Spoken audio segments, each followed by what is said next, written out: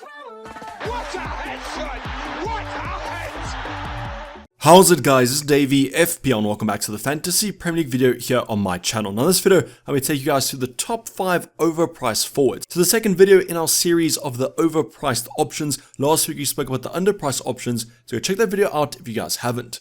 But moving on to the overpriced options, the slightly more negative take on the options, which players have FPL kind of overpriced, but it might actually not be their fault. The reason I'm saying this and the disclaimer I want to put at the beginning of all these videos is that these players might have just been kind of injured last season. They might have joined in January. The points per 90 minutes might not have been as strong last season compared to previous seasons. All those factors have to be taken into account. But just because they got injured last season doesn't mean they might get injured this season, but it might just mean they are quite injury prone. So yes, while it might not be the biggest negative in the world, we still have to take it into account as FPL managers. Yes, we can use transfers, but in an optimal world, we don't want to kind of use them on injured options. So in this video, I'll be detailing all the overpriced options, but just because they are in this video doesn't mean that they might not be great FPL assets. But don't worry, I'll be going through player by player discussing if they're good or bad and whether you guys should pick them or avoid them. So without further ado, sit back, relax, and let's get straight into it. So the first talking point I want to go over, and this is purely for you new viewers, if you're new to this series, new to the channel, this is how I actually created this video. So the player data I used was the points of last season and the prices of this season. So please take note of that distinction. It's the points of last season and the prices of this season, as that's what FPL used to create the prices. So we're trying to use the past to predict the future here. So let's hope that it actually works. Then in terms of the filters, I didn't include every single forward. There are not that many forwards to actually go over, but I wanted to go for some realistic options and players that actually feature. So the hard limit for me was going to be 60 points. If they scored more than 60 points or 60 points, they were included in the sample. I then took that sample and I put a regression line through them, so position by position there'll be different regression lines as I am comparing forwards to forwards. Then if that player was over or under the regression line depended if they were over or underpriced, and you guys will see that in the next talking point. So if you guys have any questions about this kind of methodology, comment them down below or my Discord server where I'm slightly more active. So let's go on to the actual video, and you guys will see on screen right now that we have a massive regression line and a few FPL assets. Now I'll be going through these options player by player, but your eyes are already drawn to Erling Haaland at the top right, so let's start there. So yes, Erling Haaland as an average of forwards is actually going to be considered overpriced this FPL season at that 14.0 million price tag. But there's a big kind of caveat to that. It's the fact that if you guys do double Erling Haaland's points, because that's what you're going to be doing every single game week, you're going to double him because he's going to be your captain. So if you double his points from about 250 to 500, you guys will see that he's massively underpriced, and that's because he's going to be a number one captaincy option. So yes, he might be overpriced, but you guys can agree if you're never going to captain any Haaland, why is he in your team? Similar thing with Mo Salah that we'll talk about in the midfielder review. So another big option, and my kind of two strikers at the current moment, is going to be Gabriel Jesus and Erling Haaland. So I'm not really doing that well in terms of my first draft, because both these two options are overpriced. Now with Gabriel Jesus, the big distinction there is that he played about 2,000 minutes last season. The majority of these strikers played about 3,000, so just give him that benefit of the doubt. If he started more games, potentially could have got more FPL points, but interesting to see what's going to happen this FPL season.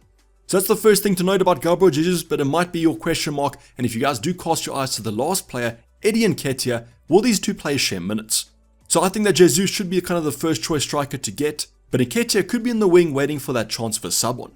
We have Mitrovic, Nunez, Isaac and Gakpo coming in at that kind of 7.5 mark. Interestingly enough, the two Liverpool attackers, Nunez and Gakpo, are going to be kind of joint here, both being overpriced. Now this is because they did share a lot of minutes last season, obviously Gakpo playing as a midfielder up front, so out of position, but this season reclassified at that forward slot. So between him and Nunez, it's going to be quite hard to predict who's going to start up front, but we'll talk about them a little bit later on. Then in terms of Mitrovic, if he does get his move away from Fulham, just ignore him, but this could provide opportunity for someone like a Vinicius at that cheaper price point. Then in terms of Isaac, similar situation to kind of Nunez and Gakpo, except that Callum Wilson is actually underpriced after a great end to the season. So just be careful between those Newcastle forwards. Don't really think many of you have them on your drafts, but Isaac was also injured last season. Then we go to the cheaper price point of Nottingham Forest forward that's just considered overpriced, but he could be good value for money this season. Now a few other options here. We've already spoken about kind of an Nketiah. We have an Antonio, a Ferguson, and a Martial. Ferguson, the only one of those three that you're probably considering. So just a warning here about the playing time for Ferguson. He's probably going to share minutes as that Brighton striker, so might be one to avoid. But if he does kind of win that position, plays the majority of minutes, obviously a great option, but that's a wait and see. So in terms of surprises here, I was a little bit surprised to see Jesus considered overpriced, but I guess he is one of the only options at that 8.0 price tag. and a reminder about the Liverpool forwards Nunes and Gakpo, as I was also looking at them. But comment your thoughts down below. As I mentioned, are there any surprises here, or is this pretty standard? Now the next talking point to go over is going to be the top 5 overpriced options. Now, as I mentioned in the kind of the defenders, this won't be the most overpriced options in the game at the moment, as this isn't as easy to measure as the underpriced options. For example, as I mentioned with Trippier in the defensive department, he was the most underpriced option because the distance between him and the regression line was the most. But in terms of kind of the overpriced options, these players might have just missed the season through injury, might have been a rotation pair, and therefore it's quite hard to say is the most overpriced. So what I've done instead is I've gone for talking points, so I'll be going over 5 players that might be avoids depending on the situation at their clubs. As an example, let's go over the first 2. It's going to be Darwin Núñez and also Gakpo from Liverpool. So both these 2 options come in at that forward slot, but who's going to actually start under Jurgen Klopp? Now my kind of suggestion is they might rotate, potentially might even see Gakpo out of position, playing as a winger or a midfielder, with Darwin Núñez at the 9.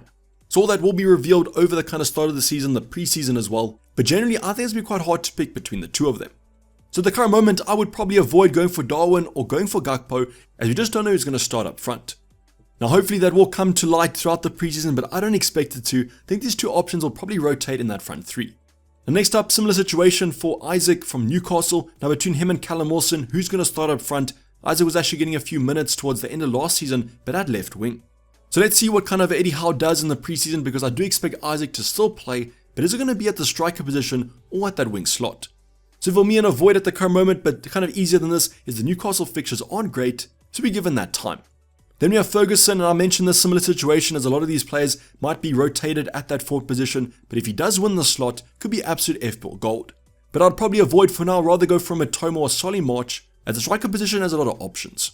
Then the final option is going to be Nketiah, but Nketiah or Jesus, I just wanted to put this thought in your mind at the current moment. If you want to go for Nketiah, I do actually think he might get minutes, and this might be at the expense of Jesus. So I've already seen many people mention this, and I think that's why some people are going for Martinelli, going for an Odegaard, but even they have rotation pairs. So Nketiah and Gabriel Jesus, what's going to happen there this Premier League season? Nketiah is an avoid, but Gabriel Jesus, I would still probably go for. If you guys are an Arsenal fan, you can probably comment down below. I do expect Jesus to start most games, but is he at threat of coming off at about 70 minutes for Eddie Nketiah? Could also be Trossard at the end of the day if he does start out of position, so this is making me quite worried as a Jesus owner. But as I said, if you are an Arsenal fan, can you post some light in the comments down below? Otherwise, I will discuss this when we go over the forwards next week, when I decide who to pick. Now the final talking point I want to go over is going to be about the points per 90 minutes. Now I'll go over this in more depth in the video next week when you go over the price points and the points per 90 minutes. But just a reminder here, this kind of goes hand in hand to that injured and rotation pair theory, as some of the options that were overpriced still have a pretty good XG per 90 minutes. So for example, Ferguson just above that kind of 6-point metric of points per 90 minutes, which is actually a great metric at his price point. So what this tells us is that Ferguson, if he does play, he gets you FPL points, and that's why you might actually want to look at him at that price point. Same good to say about Isaac, but unfortunately we don't exactly know if he's going to be playing, and whether it's him or Callum Wilson, who has a much better points per 90 minutes. But just keep this in mind as you guys do go through the talking points, do go through your stats, but I'll be going through this in depth next week. But this is basically going to wrap up the video, guys. Hope you did enjoy it. Please don't forget to like if you did and subscribe if you haven't subscribed yet. And as mentioned, tons of content coming up this preseason, so make sure those bell notifications are turned on. But I'm going to sign off. It's been Dayvy FPL, and I'm out. Cheers, bye.